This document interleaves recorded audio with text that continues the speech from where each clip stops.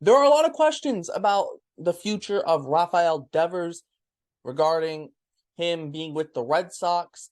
There have been a lot of questions that have come out recently. Recent reports showing that the teams are quote unquote, the Red Sox are quote unquote galaxies apart on an extension for Devers. And it's brought up a lot of questions. At the end of the day, though, the Red Sox have three options for Devers on what they can do with them. We're going to cover those three options right here on Bleacher Brawls. My name is Derrik, and let's get straight into it. To really understand why a lot of the Red Sox fan base is worried when it comes to Rafael Devers, if you are not a Red Sox fan, obviously you had the whole Bogart situation which went down, which we covered it a couple weeks ago regarding Xander Bogaerts and what happened in spring training with him last year. And this goes all the way back to the Mookie Betts situation, John Lester, goes all the way back even to Nomar, right? There have been times where Red Sox don't want to pay their stars long term. And, it brings up some questions. There's some question marks whether the Red Sox want to go long term with Rafael Devers and also give him the money that he is commanding. Now, this situation, some are blaming the front office, some blame the ownership. I know a lot of people are blaming the ownership, especially because this spans through multiple front offices. It's not just Chaim Bloom. It's Chaim Bloom, Dombrowski, Cherington. You can argue even all the way back to Theo Epstein. This has been a long time kind of waiting here. And can the Red Sox pony up and pay Rafael Devers? Well, the Red Sox have three options. We're going to cover them in detail. The first option is just to pay Devers. Just pay him. The Red Sox has got to get their best offer out on the table ASAP. They cannot wait around anymore. Cannot do that. Get your best offer out now. Don't wait. Don't kind of play that game of we're gonna see what happens and be patient. No, there's time for patience is gone. Get your best offer out on the table. Chaim Bloom, go tell John Henry, hey, what's the most money I can offer him? Just tell me the number. Because Chaim Bloom can't just spend John Henry's money without John Henry's permission.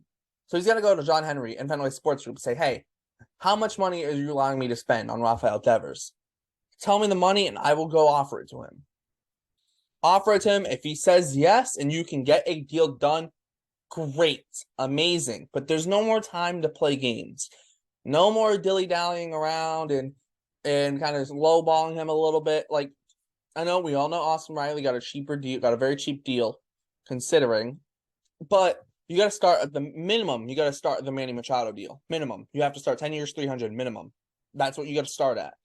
And when you start to look at this, the Red Sox have to get this done. You cannot, especially in the same offseason, you let Bogaerts and Devers leave. You cannot allow that to happen. The Red Sox have to get this deal done.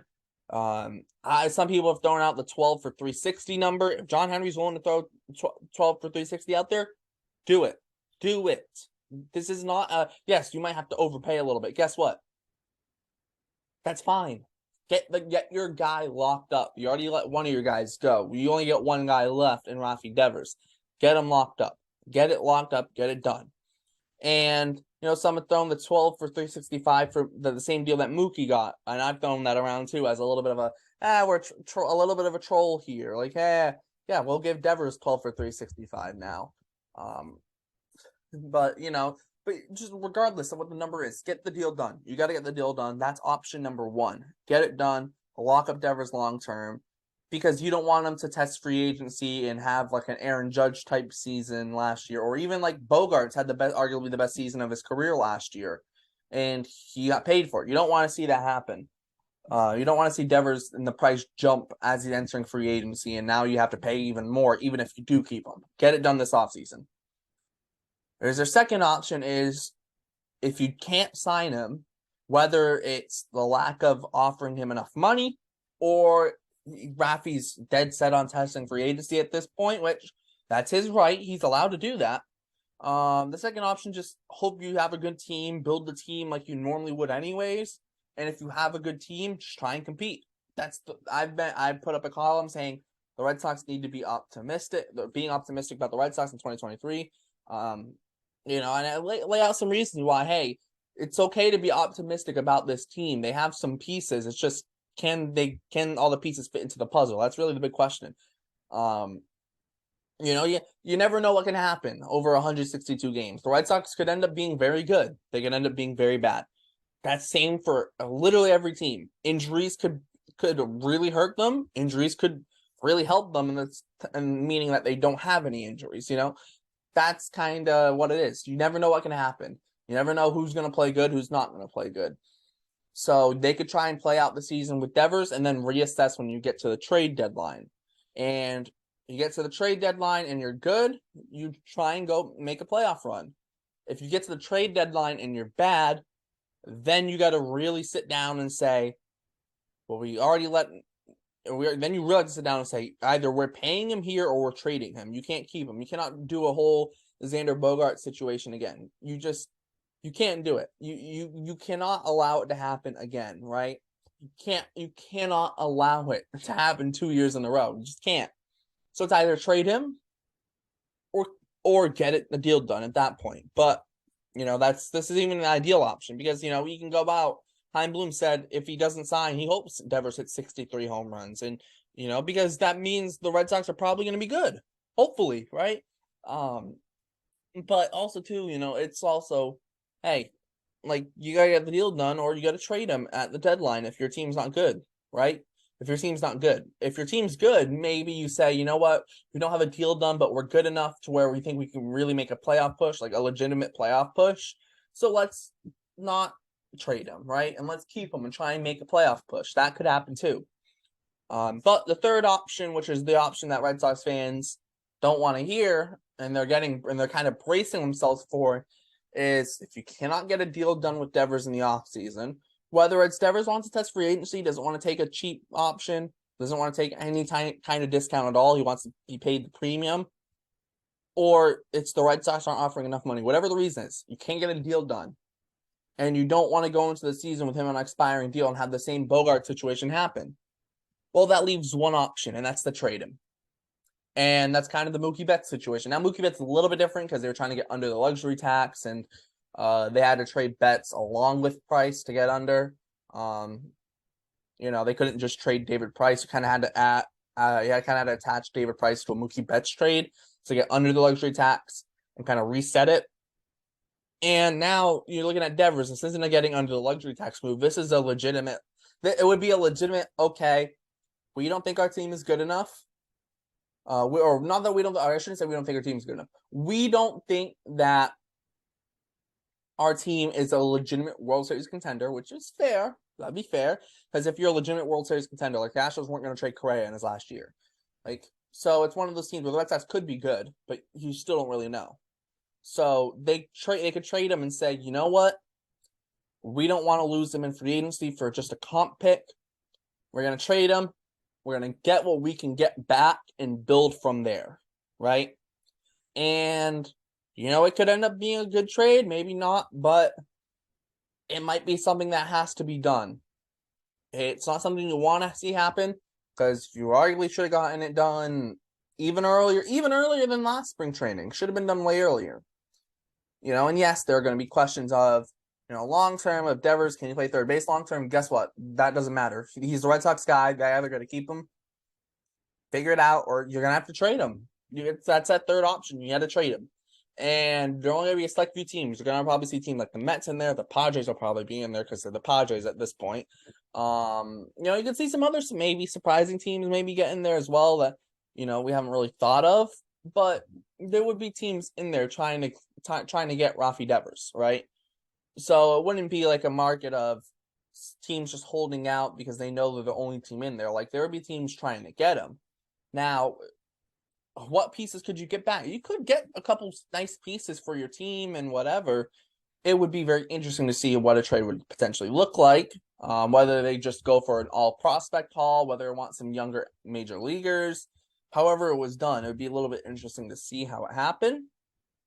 But at the end of the day, it's, if they can't get a deal done and they don't want to go into the season with him expiring because they just had the whole Bogart situation, they might have to trade him. They might be left with no other choice. And And that's why the Red Sox getting their best contract offer out there to Devers in the next week or so, next couple weeks, is going to be crucial. So if he declines and says, no, I'm not taking that, or even if Devers says, we're close, but let's negotiate a little bit more, then you can kind of work in getting a deal done, right? Or Devers can just accept it.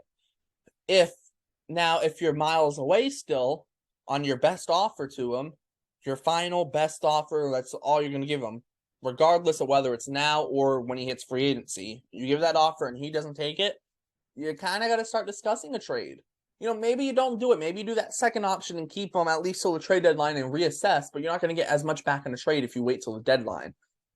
That right there is the truth. You wait till the deadline, you're not going to get as much back.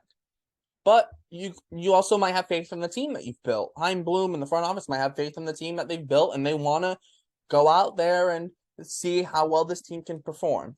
Maybe it'll perform above expectations. I think that's kind of the hope right now. That's what I'm being optimistic for as a Red Sox fan, that the pieces will gel and it'll work together.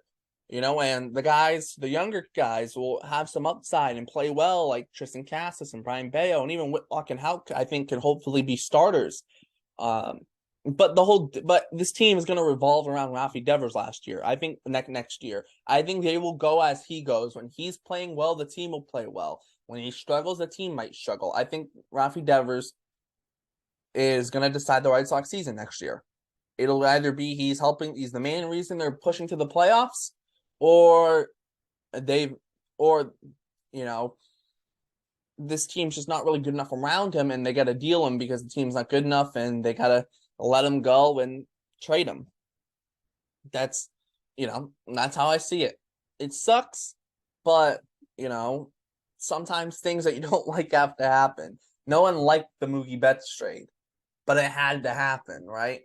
That was one of those things where at that point it was kind of like, okay, this kind of has to happen.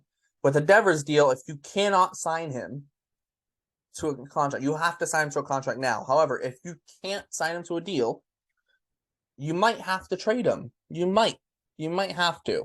Will it hurt? Yes. But you could argue that it might be better than letting him walk to free agency and getting just a comp pick for him. So, yeah. But it'll be interesting to see what happens. As Red Sox fans, we're all hoping they just get the contract extension done soon, because we don't want to worry about it. Hopefully they get it all done. Hopefully it is that first option that happens. Let us know your thoughts in the comments. What do you think about the whole Rafael Devers situation right now? Red Sox fan or non-Red Sox fan?